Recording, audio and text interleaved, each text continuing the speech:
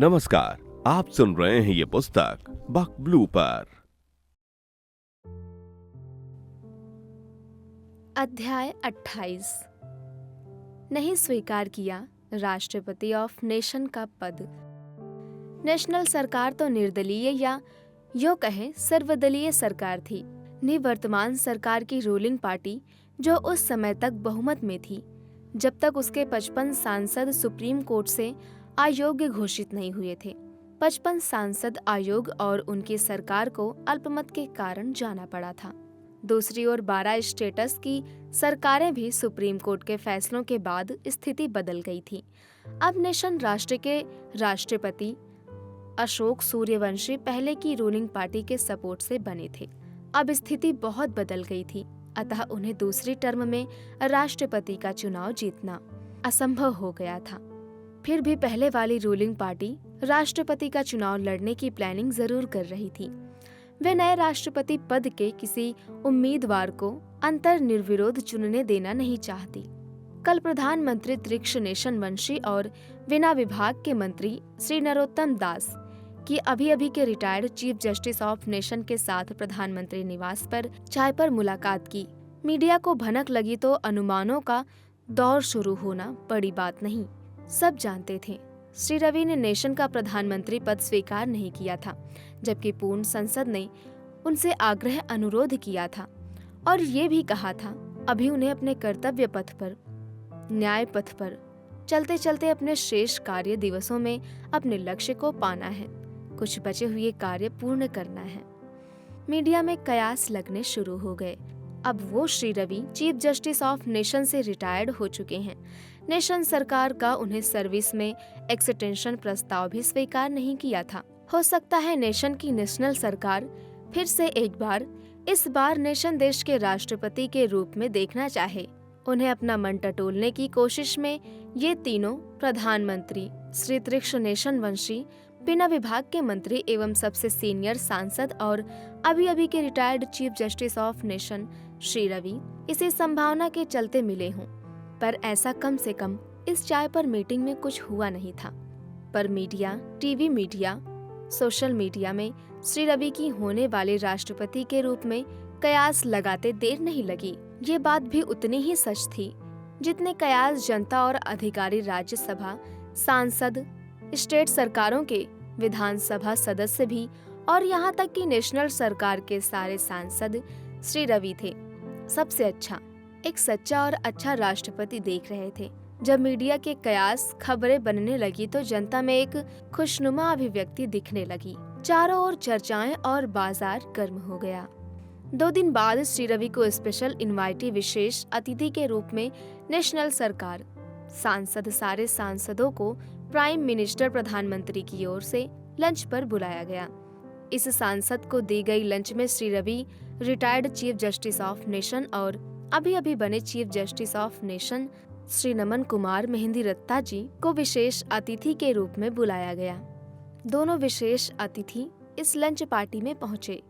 Lunch से पहले media हुई, जिसमें सबसे सीनियर सांसद और मंत्री बिना विभाग के श्री नरोत्तम दास ने सबका स्वागत किया। प्रधानमंत्री श्री त्रिक्षनेशन वंशी ने भी अभिवादन किया। अभी लोग अपनी अपनी सीटों पर बैठ गए। Shri Ravi x CGN, Shri Naman Kumar CGN के लिए भी विशेष सीटें लगी थी।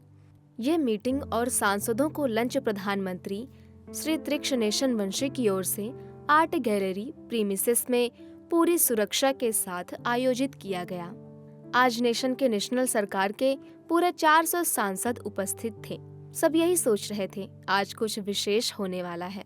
कि कयास लगने वाले सांसद ये भी सोच रहे थे कहीं आज राष्ट्रपति के उम्मीदवार का चयन तो नहीं हो रहा है। ये मीटिंग बैठक बहुत विशेष है, ऐसा अनुमान वो हर कोई लगा रहा था और हुआ भी यही। मीटिंग के संदर्भ में स्वागत सम्मान अभिवादन के पश्चात सब सांसद सारे मिनिस्टर्स और श्री रवि एवं नमन कुमार शांत एकाग्र मन से विषय विशेष की इंतजार करते दिखे। अब प्रधानमंत्री श्री त्रिक्षनेशन वंशी खड़े हुए और सबको संबोधित करते हुए बोले, मैं यहाँ पर उपस्थित प्रत्येक मान्यवर से ये प्रार्थना करता हूँ जो प्रस्ताव मैं लाने जा रहा हूँ उस पर ध्यान पूर्ण देकर अपना मत बताएं और हमारे प्रस्ताव को स्वीकार करें। प्रधानमंत्री ने बड़े उत्साह से एक लाइन का प्रस्ताव दिया। हम श्री रवि XCJN को अपने राष्ट्र नेशन का अगला राष्ट्रपति देखना चाहते हैं। श्री नरोत्तम दास एवं सभी कैबिनेट स्टेट मिनिस्ट्रेट ने अनुमोदन किया और फिर नेशन की सांसद के सभी सांसदों ने व्यक्तिगत रूप से प्रधानमंत्री के प्रस्ताव का अनुमोदन किया। प्रधानमंत्री सुन रहे थे, देख रहे थे, मुस्कुरा रहे थे और प्रसन्न भी दिख रहे थे। सांसदों में बढ़ चढ़कर प्रस्ताव की स्वीकार्यता दिखा रहे थे। हाँ, दोनों श्री रवि XCJN और श्री नमन कुमार CGN शांत थे और विस्मय से प्रधानमंत्री के प्रस्ताव और उनका स्वीकार करने की क्रिया में एकजुट दिखा रहे थे। अंत में सबकी सहमति से प्रस्ताव तो अति उत्तम हो गया। सारे के सारे नेशन संसद के सांसद अपनी हर्षित स्वीकृति प्रधानमंत्री के प्रस्ताव की दे चुके, तो प्रधानमंत्री ने अपने दोनों विशेष अतिथि श्री रवि और श्री नमन कुमार की ओर देखा और उनकी प्रतिक्रिया जाननी चाहिए।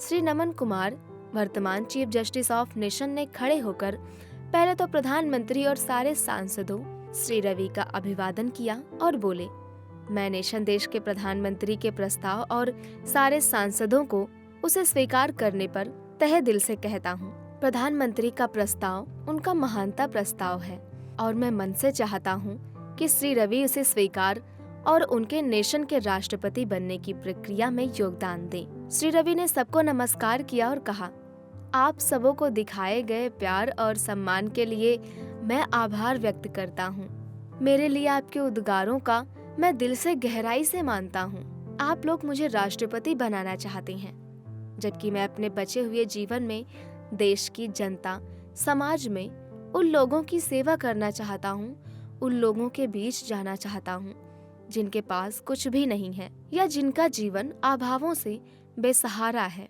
जिनकी आवश्यकता है शिक्षा की, स्वास्थ्य सेवाओं की, न्याय मिलने की आशा की, जिनके पास कुछ भी नहीं है, उनके लिए कुछ करना चाहता हूँ। मैं राष्ट्रपति नहीं बनना चाहता, मैं तन मन से उनकी सेवा करना चाहता हूँ। आशा है आप मेरी मन स्थिति समझेंगे और राष्ट्रपति बनाने के बजाय वो एक आम आदमी का सहायक बनने की अनुमति देंगे। सभी अवाक, थोड़ी देर की शांति और फिर सारा हॉल तालियों से गूंज उठा। सभी आदर सम्मान से श्री रवि को देख रहे थे। अब श्री रवि आम आदमी सहायक बन पूरे नेशन के हर समाज की सेवा करेंगे और उन्हें हम हमारी पीढ़ियां हीरो के रूप में गुणगान करेंगे। श्री रवि को सैल्यूट। अभी आप सुन रहे थे ये पुस्तक बक ब्लू पर। आपको ये किताब कैसी लगी कमेंट में हमें जरूर बताएं।